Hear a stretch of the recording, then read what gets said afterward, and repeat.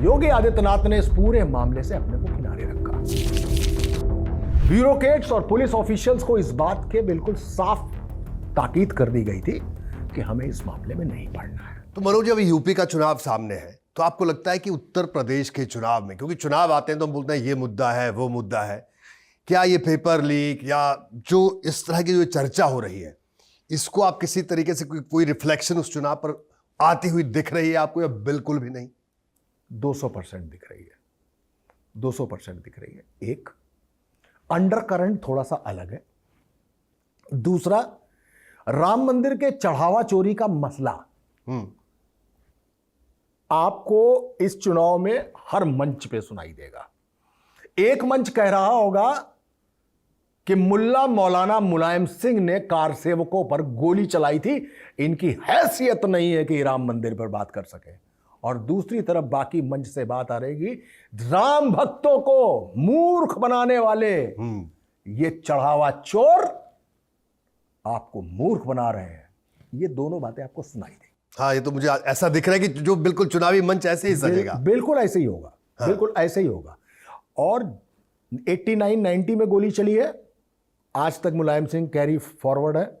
ये मुद्दा हमेशा कैरी फॉरवर्ड रहेगा, हमेशा कैरी फॉरवर्ड रहेगा। तो जो एसआईटी बनी इस पूरे इशू पर और जो कार्रवाई हो रही है, उससे आपको लगता है कि जो ग्राउंड पर जो यानी आम जनता है, वो जनता का जो भरोसा टूटा है, वो भरोसा अभी वापस नहीं आएगा इतनी आसानी से? महाराष्ट्र का वो सेठ इतना बड़ा नहीं है जिसने दरवाजों पर सोना मढ़वा दिया हो। मैं उस व्यक्ति, उस भक्त को बड़ा मानता हूं जो पैरों से दिव्यांग है, खसीटता हुआ आता है और अपनी जेब से निकाल के 1 रुपए का सिक्का दान पात्र में डालता है। उसकी श्रद्धा किसी सोने के दरवाजे से ज्यादा बड़ी है। उसने क्या सोचा होगा? आपने 2021 के बाद से 24 लाख की जमीन आपने 25 करोड़ की खरीदी, 5 करोड़ की जमीन आपने 54 करोड़ की खरीदी। किसने खरीदी? ट्रस्ट ने खरीदी। और ऐसी दर्जनों जमीनें खरीदी। अब आप बोलेंगे खरीदी तो क्या हुआ? नहीं साहब, 2021 में राधे श्याम मिश्रा कमेटी बनी थी। राधे श्याम मिश्रा कमेटी को 21 दिन में रिपोर्ट देनी थी, आज तक नहीं आई है, आज तक नहीं आई। वो जो ज्यादा कीमत पर जमीनें खरीदने का जो मामला था, रोहित सावल ने भाई साहब से एक जमीन खरीदी, भाई साहब ने इनको 24 लाख में बेची।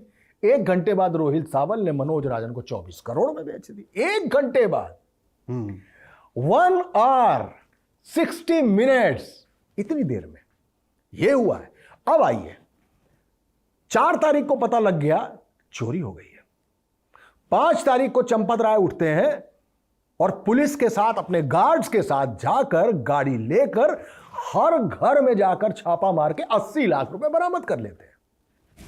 सीसीटीवी लगवाया जाता है, इसको ठीक करो, इसका डेटा लाओ, वो करो। फिर एक बयान आता है।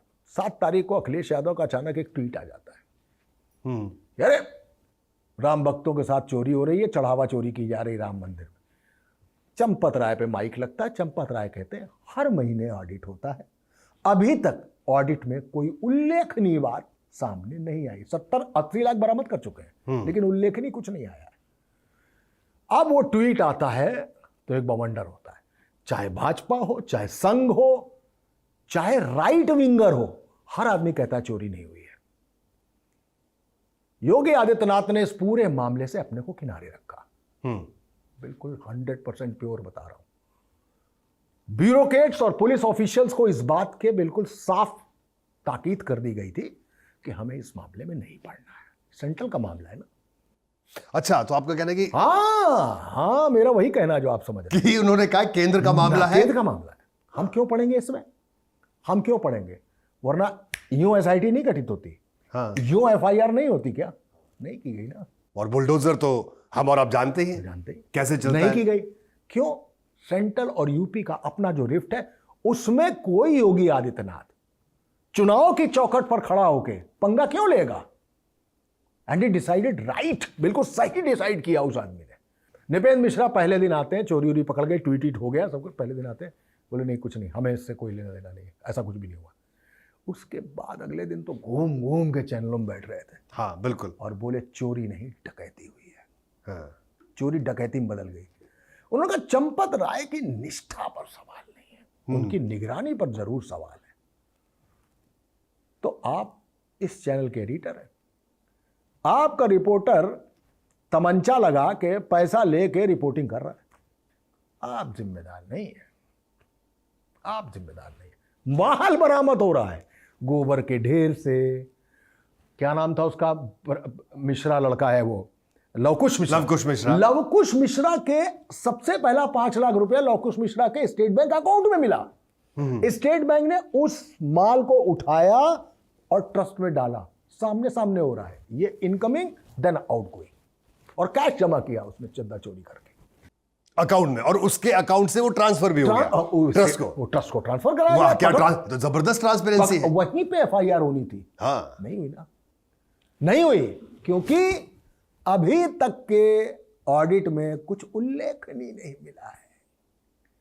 उसके बाद आइए, हाँ, फिर नृपेंद्र मिश्रा आते हैं। हाँ, फिर नृपेंद्र मिश्रा का बयान आता है कि माननीय योगी आदित्यनाथ से आशीर्वाद लेके हमने एक एसआईटी गठन की गुजारिश की है।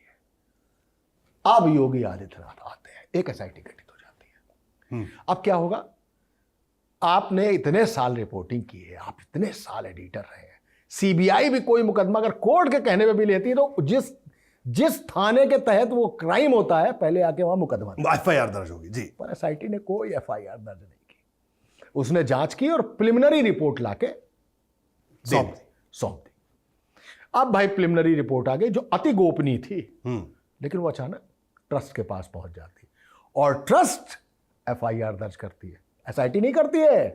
फिर एक बार अंडरलाइन कर रहा हूं, एसआईटी ने नहीं की, क्योंकि जांच करने के बाद अपनी रिपोर्ट के आधार पर तो एसआईटी को करनी थी, लेकिन एसआईटी ने पहले भी नहीं की, एसआईटी ने बाद में नहीं की, और जो रिपोर्ट 5 तारीख को ट्रस्ट को कर देनी थी वो 28 दिन बाद ट्रस्ट ने की और 8 लोगों के नाम दे दिए। ये खेल जो था वो पहले ही खुल चुका था, पैसा पहले ही मिल चुका था, लोग पहले ही चिन्हित हो चुके थे, लेकिन एफआईआर नहीं करनी। क्यों?